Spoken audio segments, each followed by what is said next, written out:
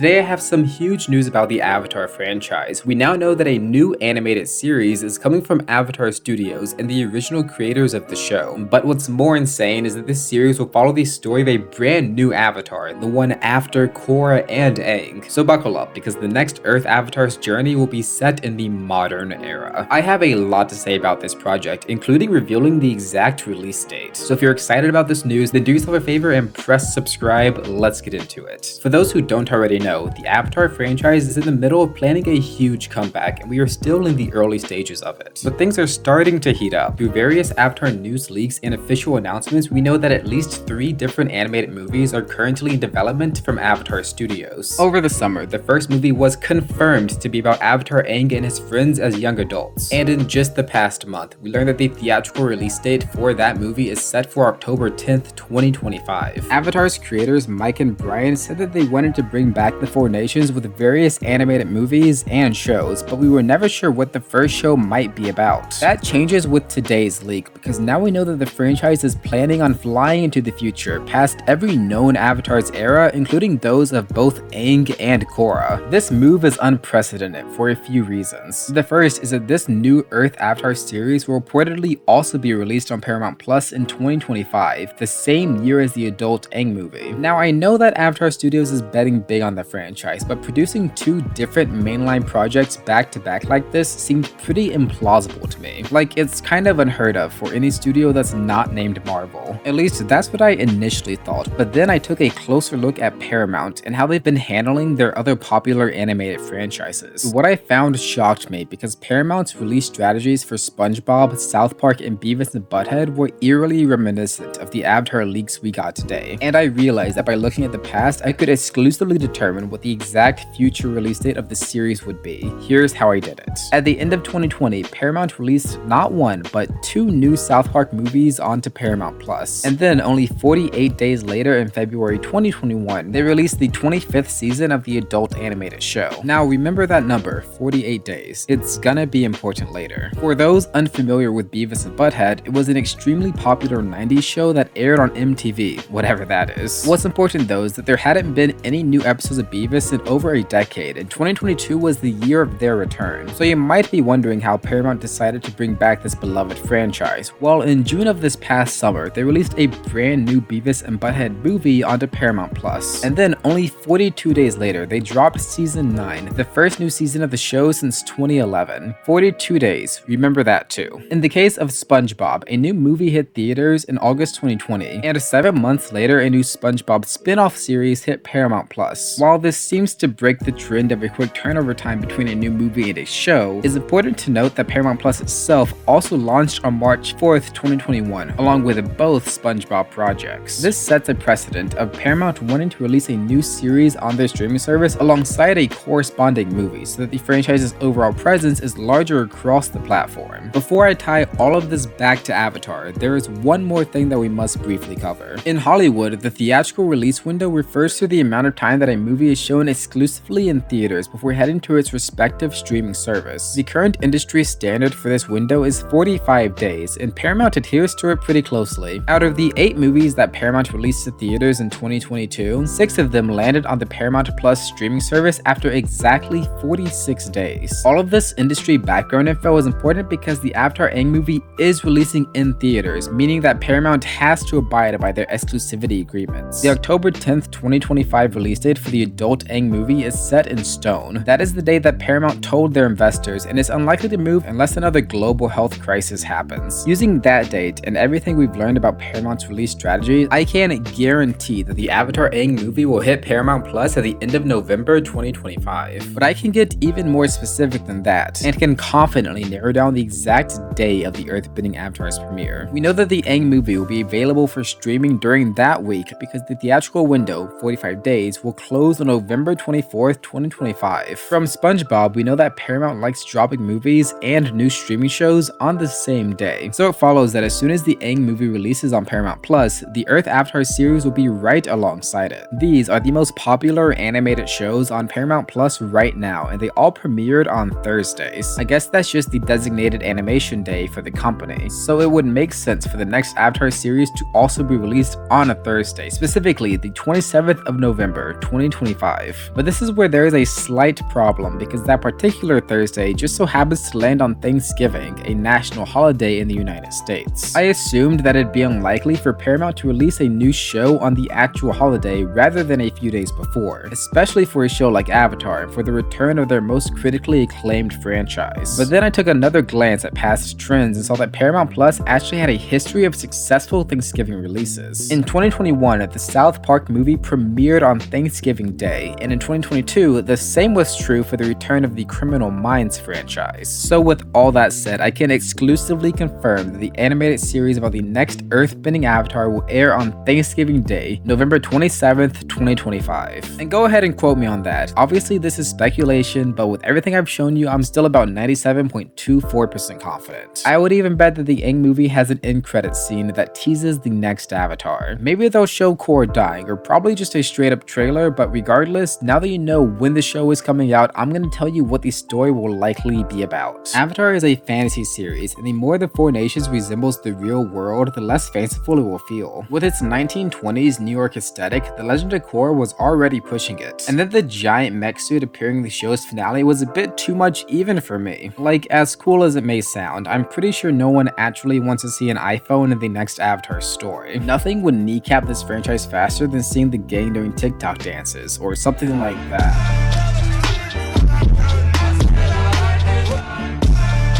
Luckily, even if Korra does live to be over 100 years old, bringing the Earth Avatar series up to the present day, I don't think the technology in the new series will have much in common with ours in the real world. Korra's show ended with her creating a new spirit portal and leaving it open, allowing humans and spirits to explore each other's worlds for the first time in 10,000 years. This event put a dent in the Avatar universe and definitely diverted technological progression. We already saw in the later seasons of Korra that the spirit world offers a new source of energy that can be exploited for technological advancements, whether they be for benevolent or malicious purposes. For a series based on a future Avatar, I would guess that the technology won't really resemble computers and iPads, but instead would still look pretty foreign, since their advanced tech would all leverage weird spirit world magic. Like, I have no idea what that version of the Four Nations would even look like, but I'm excited to see what Avatar Studios cooks up. As for what the next Avatar story will be about, I think the answer is pretty obvious. Korra's lost connection to the past Avatar lives absolutely needs to be remedied. Imagine the plot involves the new earth-bending Avatar having to journey through the spirit world, re-establishing connections with his past incarnations. That would make for a solid first season and could be a strong launching point for the franchise at large. I'll talk more about this in a future video, but there's kind of a trend in the Avatar cycle where each Avatar inherits and ends up having to fix the greatest failure of their predecessor. To oversimplify it, Roku let the war happen, so Aang had to end the war. The Air Nomads perished under Aang's watch, so Korra had to bring back the Air Nomads, and then Korra lost her Avatar connection, so the next Avatar will have to fix that. In the most recent Avatar comic book that came out earlier this month, Korra out of nowhere brings up her lost connection with her past lives. So this issue is clearly top of mind for the creatives over at Avatar Studios. But even if they decide not to re-establish the connections, which would suck, the fact that the next Avatar can only talk to Korra will undoubtedly play a central part in their story. So we know the next Avatar's journey will include the spirit world, strange new technologies, the past Avatar lives, and